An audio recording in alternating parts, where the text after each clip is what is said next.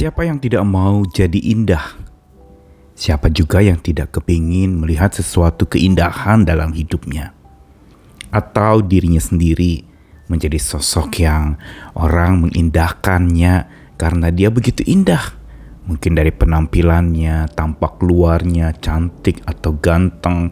Dan ada sesuatu yang bernilai sehingga orang begitu suka memandangnya karena indah. Namun apakah keindahan itu diukur hanya dari apa yang dilihat atau apa yang didengar oleh indera kita? Atau ada sebuah karakteristik keindahan yang lain? Dalam sebuah penilaian karya seni, satu karya seni disebut estetik atau mengandung sebuah estetika keindahan yang sangat dalam, bukan dari apa yang tampak sebagai sebuah produk, tapi hasil karya seni yang indah sungguh-sungguh juga dinilai dari kerumitan pembuatannya, dari bagaimana dia dijadikan, proses yang tidak mudah. Misalnya satu karya seni, tulisan, angka-angka atau huruf yang dituliskan di sebutir beras. Ini tentu saja akan sulit dilihat harus dengan mikroskop. Tapi teknik pembuatannya, cara dan kerumitannya itulah yang menyebabkan karya seni itu jadi indah. Begitu juga sebenarnya nilai estetika dari kehidupan jiwa kita sebagai orang yang percaya kepada Tuhan dinilai bukan dari apa yang tampak luar, tapi bagaimana dia berproses dan diproses oleh Tuhan menjadi indah. Makin rumit diprosesnya, makin sulit dengan berbagai macam kesulitan-kesulitan yang begitu tinggi, sampai akhirnya dia menjadi sebuah pribadi yang baik, yang benar, yang indah, yang punya karakteristik yang mulia. Maka sesungguhnya itu yang disebut indah menurut kacamata Tuhan. Tuhan ingin kita jadi indah bukan apa yang tampak luar, tapi luar dalam. Tuhan jadi indah bukan semata dalam satu kurun waktu tertentu, tapi sepanjang waktu ketika kita diproses dan kita mau memberi diri dibentuk oleh Tuhan. Caranya apa untuk supaya kita jadi indah? Cara supaya jiwa kita makin indah, kita perlu mengindahkan Tuhan, mempedulikan Dia, mendengarkan Dia, tunduk kepadanya, hidup daripadanya, dan tentu saja mengindahkan tanpa berbantah. Itu yang membuat kita menjadi indah. Saya Nikolas Kurniawan, menemani lagi dalam Sabda Tuhan hari ini dalam Sapa Hari ini di Roma pasal 9 ayat 20. Siapakah kamu hai manusia, maka kamu membantah Allah? Dapatkah yang dibentuk berkata kepada yang membentuknya, mengapakah engkau membentuk aku demikian? Lalu Kolose 4 ayat 12, salam dari Epafras kepada kamu. Ia seorang dari antaramu, hamba Kristus Yesus, yang selalu bergumul dalam doanya untuk kamu, supaya kamu berdiri teguh sebagai orang-orang yang dewasa dan yang berkeyakinan penuh dengan segala hal yang dikehendaki Allah. Dan satu ayat lagi dari Ibrani 5 ayat 14, tetapi makanan keras adalah untuk orang-orang dewasa yang karena punya panca indera yang terlatih untuk membedakan yang baik daripada yang jahat.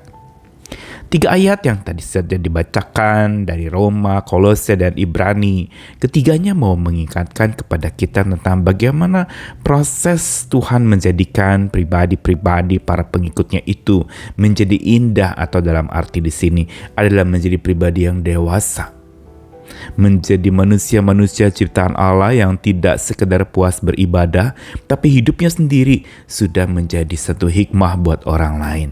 Ibadahnya berbuahkan hasil, bukan rutinnya dia datang ke rumah ibadah, tapi karena hidupnya sendiri sudah menjadi indah oleh ibadah yang dilakukannya.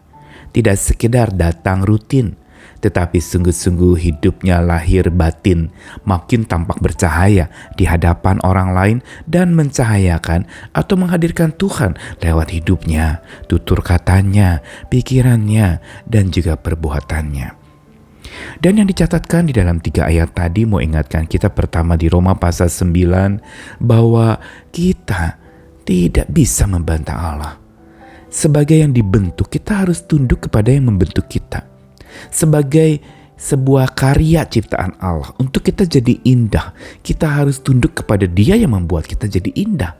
Dia maestro agung, Dia pelukis indah, Dia yang melukis hidup dan jiwa kita menjadi indah. Dan untuk itu, jangan pernah kita membantah saat sedang diukir jadi indah. Memang sakit saat diukir, memang terluka mungkin saat diukir, mungkin juga menyakitkan dan ada masa-masa pahit ketika kita diukir oleh Tuhan.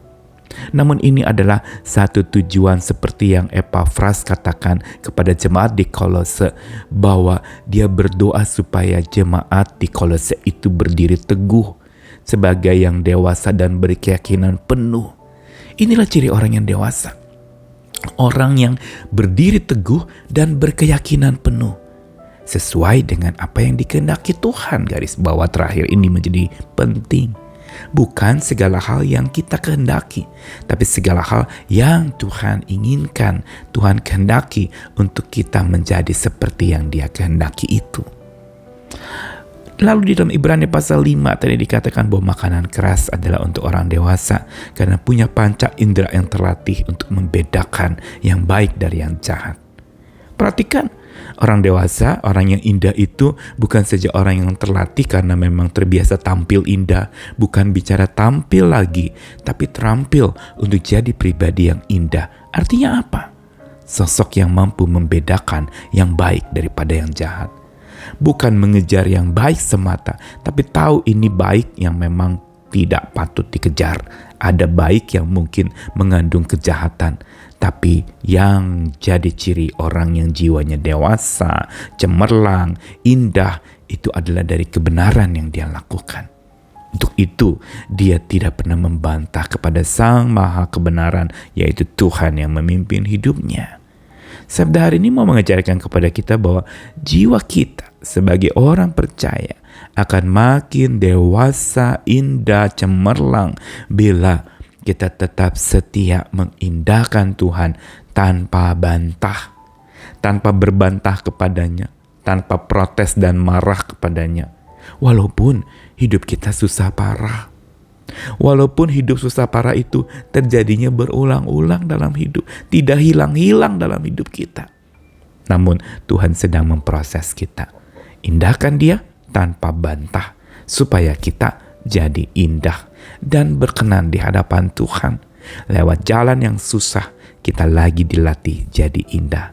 Lewat jalan yang tanjakannya parah, yang mungkin banyak luka parah dialami, Tuhan mau jadikan kita indah. Dan walaupun itu terjadi berulang-ulang, keindahan yang Tuhan ingin tampilkan dari hidup kita, ingin munculkan dari jiwa kita adalah keindahan yang cemerlang, dewasa, dan memuliakan nama Tuhan. Selamat dijadikan indah oleh tangan Sang Penjunan yang dengan keindahannya, dan saat kita mengindahkan Dia, kita jadi indah. Sekali lagi, tanpa berbantah. Selamat jadi indah. Amin.